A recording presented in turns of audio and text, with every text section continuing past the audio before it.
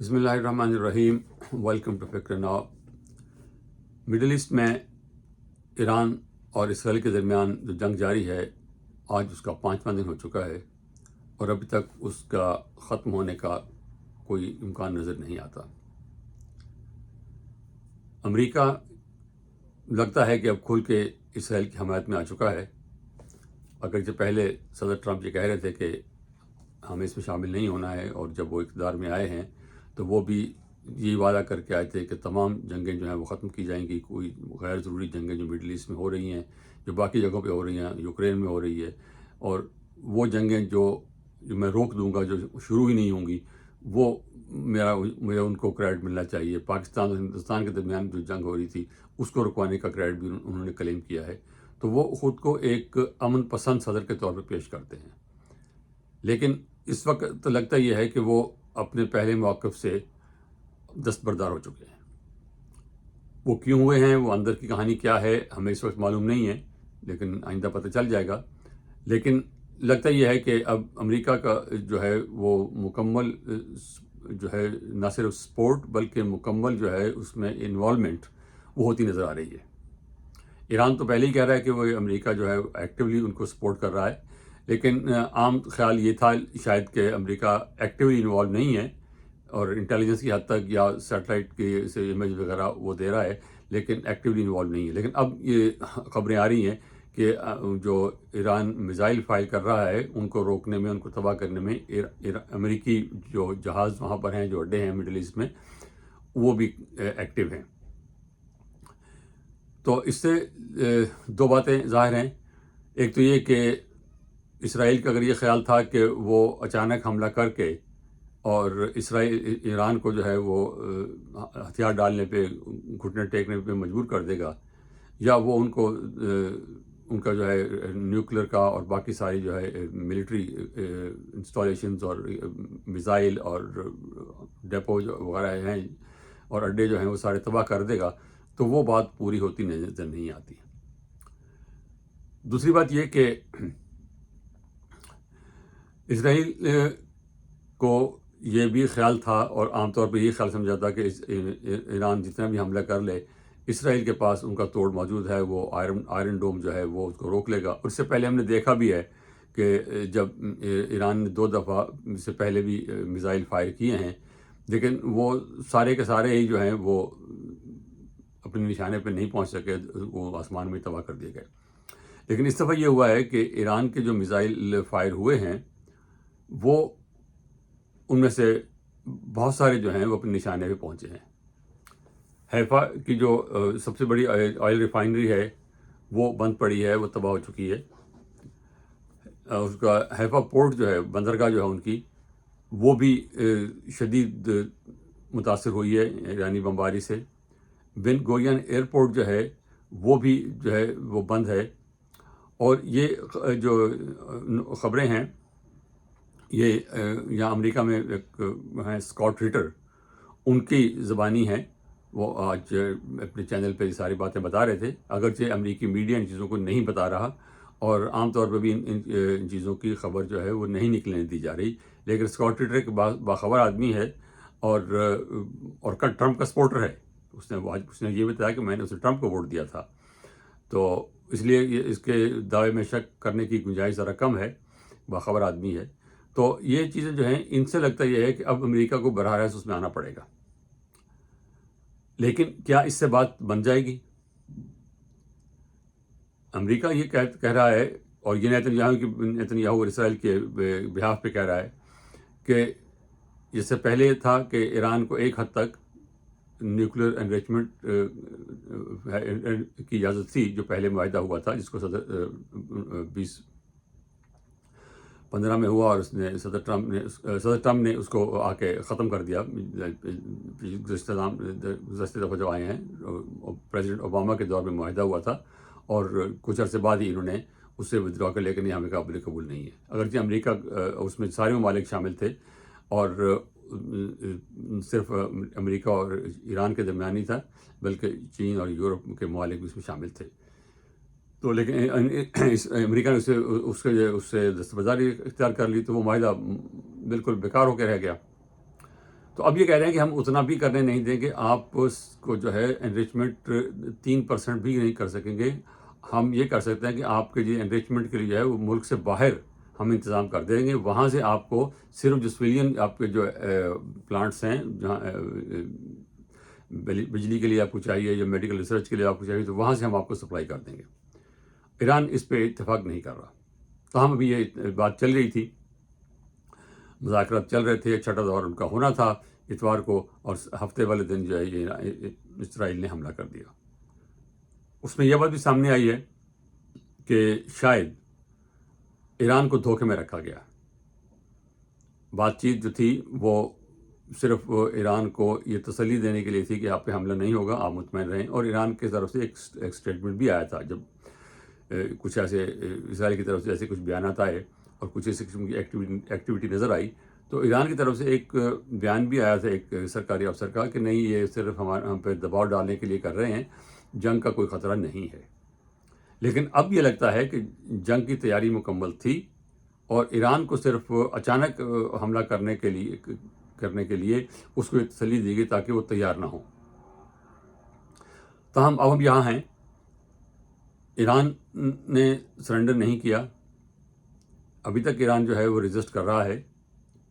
ایران کی جو ہے کمزور پوزیشن معاشی لحاظ سے بھی ہے اور فوجی لحاظ سے بھی ہے. ایران کے پاس جو کچھ ہے وہی استعمال کر سکتا ہے. اسرائیل کے پاس ٹیکنالوجی بہت بہتر ہے، اور ٹیکنالوجی سے بڑھ کر جو ان کے جاسوسی کا انتظام وہاں پر ہے اندر ملک ایران کے اندر، وہ بہت خطرناک ہے ایران کے لیے. اور اب امریکہ اس کے ساتھ مکمل طور پر اس کے ساتھ ہے، تو ان کو سپلائی کا بھی ڈر نہیں ہے. ایران کو مسئلہ یہ ہے کہ ایران کے لیے کوئی بھی ملک جو ہے، وہ چین ہو یا روس ہو، یہ دو ہی ہو سکتے ہیں، وہ کوئی بھی ہے، وہ ان کو کھل کے ان کی حمایت میں نہیں کھڑا ہو رہا، کیونکہ ان پہ سینکشنز ہیں، اس کی دوسری وجوہات ہیں. لیکن اصل حقیقت یہ ہے کہ ان کی حمایت میں کوئی نہیں کھڑا ہو رہا. بلکہ ایک جعلی قسم کی ویڈیو جو ہے وہ بھی فیس بک پہ چل رہی ہے، بلکہ 3 ہیں، اور ان کا جو ہے وہ انالیسس کر لیا گیا ہے، تو ان کا ذکر کرنا بھی ضروری ہے. ایک ویڈیو میں تو نیتن یاہو پاکستان کا نام لے رہے ہیں کہ ایران کے بعد پاکستان کا جو ہے وہ پروگرام ختم کرنا چاہیے. وہ بالکل غلط ہے، اس سے ایسی کوئی بات نہیں کہی. ایک پریزیڈنٹ ٹرمپ کی طرف سے بیان جاری ہوا ہے، جو جعلی طور پہ جاری ہوا ہے، کہ انہوں نے کہا ہے کہ پاکستان جو ہے اس کو بھی ہم روکیں گے، ایران کی جنگ میں نہ کودے، اور ان کو ہم خبردار کر رہے ہیں. ایسی کوئی بات نہیں کی. عاصم منیر صاحب یہاں پر ہیں، ہماری چیف آف آرمی اسٹاف یہاں پر ہیں، تو وہ ان سے براہ راست بات ہو سکتی ہے جو بھی ہے. اور پاکستان ایسا کچھ کرے گا بھی نہیں، ایسا کرنے کا فائدہ بھی نہیں ہے، اور ایسا کرنے کی ضرورت بھی نہیں ہے پاکستان کو. تو پاکستان کی طرف سے ایسا نہ نیتن یاہو نے جو بات کی ہے وہ درست ہے، نہ پریزیڈنٹ ٹرمپ کی طرف سے جو بات منسوخ کی گئی ہے وہ درست ہے. اور ایک تیسری بات جو ہے وہ پاکستان کی طرف سے کہی جا رہی ہے کہ ایران کے ایک فوجی جرنیل نے یہ کہا ہے کہ اگر اسرائیل نے نیوکلیر حملہ کیا ایران پر، تو پاکستان اس کا ایٹمی حملہ کر کے جواب دے گا. یہ مطلب خیال ہی بالکل ایبسرڈ ہے، ہمکانہ خیال ہے، لیکن یہ چل رہا ہے ویڈیو پہ، یوٹیوب پہ چلے جا رہا ہے، لوگ سوشل میڈیا پہ چلے جا رہا ہے. یہ تینوں ویڈیوز جو ہیں یہ فضول بیکار ہیں. اس میں کچھ انڈین چینلز انوالو ہیں، کچھ اور ادھر ادھر سے انوالو ہیں، لیکن تینوں جو ہیں یہ غلط ہیں، یہ ان کی کوئی سچائی نہیں ہے. تو تاہم بات پہ واپس آتے ہیں. G7 کی جو وہاں سربراہی کانفرنس ہو رہی ہے کینیڈا میں، اس میں سے بھی پریزیڈنٹ ٹرمپ پہلے تو یہ کہہ کے واپس آ رہے تھے جلدی، اس کا مکمل ہونے سے پہلے ہی، کہ جو انہوں نے بیان تیار کیا تھا اس میں انہوں نے کہا تھا کہ اسرائیل اور ایران کے درمیان جنگ بندی کرائی جائے، اور ان کو جو ہے مذاکرات کے ذریعے ان کے مذاکرات کے ذریعے ان مسائل کو حل کیا جائے. تو صدر ٹرمپ نے اس پہ دستخط کرنے سے انکار کر دیا اور کہا کہ میں دستخط نہیں کروں گا، اور انہوں نے کہا کہ میں جا رہا ہوں یہاں سے. تاہم ابھی خبر یہ آئی ہے، ابھی نیو یارک ٹائمز میں خبر آئی ہے کہ انہوں نے دستخط کر دیے ہیں پریزیڈنٹ ٹرمپ نے، اور وہاں سے آ جلدی رہے ہیں لیکن دستخط انہوں نے کر دیے ہیں. اور یہ بھی انہوں نے کہا کہ اس کی جو لینگویج ہے اس بیان کی، اس کو کچھ ماڈیفائی کیا گیا ہے. اور ماڈیفیکیشن کیا ہے اس کی ابھی خبر جو ہے وہ مصدقہ نہیں ہے، لیکن کچھ ان کو ٹون ڈاؤن کر کے وہ کر کے صدر ان کا دستخط ان سے کروا لیے گئے ہیں. تاہم امپورٹنٹ یہ نہیں ہے کہ دستخط کیے یا نہیں کہ امپورٹنٹ یہ ہے کہ یہ وہاں سے جو ہیں جلدی آ رہے ہیں، اس لیے آ رہے ہیں کہہ کہ مڈل ایسٹ کی صورتحال اس کے لیے مجھے جلدی واپس پہنچنا ہے. تو لوگوں نے یہ بھی کہا کہ آپ خود جائیں گے مڈل ایسٹ میں، ایران سے بات کریں، اسرائیل سے بات کریں. تو انہوں نے کہا ابھی ضرورت نہیں ہے، اور کوٹ ان کوٹ اسرائیل اچھا کام کر رہا ہے، اسرائیل اچھا کام کر رہا ہے اس لیے ضرورت نہیں ہے. جس کا مطلب یہ ہے کہ اسرائیل جو کچھ کر رہا ہے وہ ٹھیک ہے اور اس کو کرنے دیا جائے، اور ایران کے ساتھ جو کچھ ہو رہا ہے وہ ٹھیک ہو رہا ہے. اب سوال یہ ہے کہ بات آگے کہاں جائے گی؟ ایران کے پاس سپلائی محدود ہے، لیکن اس کے باوجود ہم نے دیکھا کہ عراق میں جس کی فوج بہت چھوٹی تھی، جس کے پاس ایسا کچھ اسلحہ بھی نہیں تھا، دو میزائل بھی نہیں تھے، کچھ بھی نہیں تھا اس کے پاس، تو لیکن وہاں بھی امریکی فوج کو کتنی مزاحمت کا سامنا کرنا پڑا. 4,500 امریکی فوجی وہاں مارے گئے، کوئی $1 کروڑ کے قریب وہاں پیسوں کا نقصان ہوا، اور وہ جو جمہوریت کہہ رہے تھے کہ وہاں جمہوریت آئے گی، وہ بھی نہیں ہوا. افغانستان میں یہ کچھ ہوا، افغانستان میں بھی یہی کچھ ہوا. طالبان کو گرایا گیا کہ طالبان کی جگہ نئی حکومت آئیں گے، وہ 20 سال تک وہاں رہے، بھی کوئی بات نہیں بنی.